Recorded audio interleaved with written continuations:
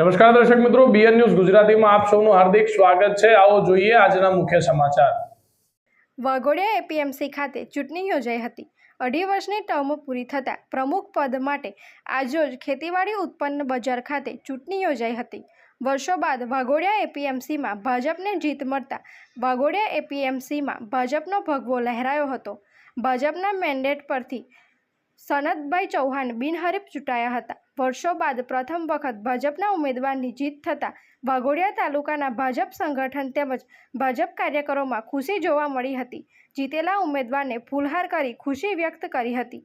વાઘોડિયા તાલુકાના ધારાસભ્ય ધર્મેન્દ્રસિંહ વાઘેલા, વાઘોડિયા મામલતદાર સાહેબશ્રી, જિલ્લા પંચાયત કારોબારી ચેરમેન નિલેશભાઈ પુરાણી, ભાજપ અને કોંગ્રેસના કાર્યકરોની હાજરીમાં સર્વાનુમતે ભાજપના મેન્ડેટ પરથી સનતભાઈ કાનજીભાઈ ચૌહાણ પ્રમુખ તરીકે 2.5 વર્ષની ટર્મ માટે ચૂંટાયા।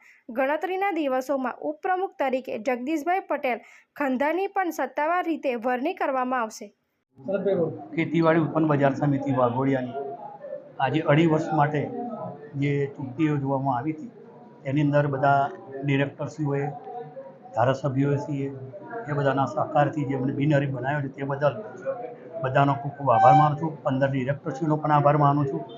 અને જે ધારાસભ્યશ્રીએ કીધું ખેડૂતલક્ષી જે યોજનાઓ છે એ યોજનાઓને ધારાસભ્ય મારફત ખેડૂતને વધુને વધુ બજાર સમિતિ મારફત લાભ મળે એવા અમે બધા સહયોગ આપીને પ્રયત્ન કરીશું।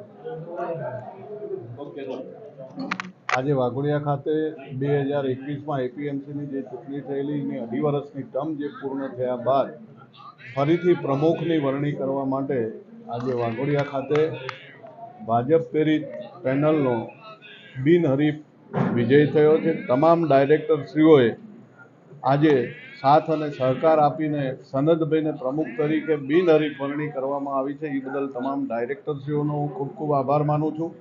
અને તમામ ડાયરેક્ટરો આજે અહીંયા એક છે અને પોતે બધા સાથ સહકારથી એપીએમસીનો વિકાસ કરશે એવી ખાતરી આપીને સનતભાઈ ઉપર જે વિશ્વાસ મૂક્યો છે અને ખેડૂતો માટે થઈને જે ચૂંટણી ના થાય, ખોટો એપીએમસી ઉપર ખર્ચ પણ ના પડે અને તમામ લોકોએ ભેગા થઈને આજે બિનહરીફ વરણી સનતભાઈની થઈ છે। એ બદલ હું સનતભાઈને ખૂબ ખૂબ શુભેચ્છાઓ આપું છું।